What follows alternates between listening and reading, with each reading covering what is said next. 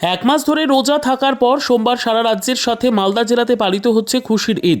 ইতিমধ্যে এই ঈদ উপলক্ষে রাজ্যের দ্বিতীয় বৃহত্তম সুজাপুর ৯ মৌজা ময়দানে সকাল থেকে নামাজিদের ভিড় চোখে পড়ার মতো দেখা যায়। পাশাপাশি প্রশাসনের কড়া নিরাপত্তা ব্যবস্থা মোতায়েন ছিল। এদিন রাজ্যের শেষ উত্তরবঙ্গ উন্নয়ন দপ্তরের মন্ত্রী সাবিনা ইয়াসমিন তার বাড়িতে নামাজ পাঠ করেন। নামাজ শেষে খুশির ঈদের শুভেচ্ছা বিনিময় করেন পরিবার ও প্রতিবেশীদের সাথে। সাথে বড় মেয়ে বিদেশে থাকায় তার সঙ্গে ভিডিও কলে ঈদের শুভেচ্ছা বিনিময় করেন। অনেক খুশি এই পবিত্র দিনে সমগ্র বিশ্ববাসীকে জানায় ঈদ উল ফিতরের শুভেচ্ছা। ধর্ম যার যার, উৎসব সবার।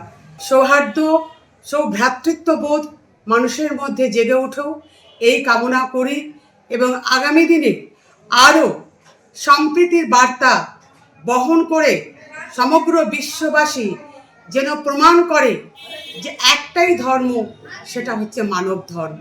সকলে খুব ভালো থাকুন, সুখে থাকুন।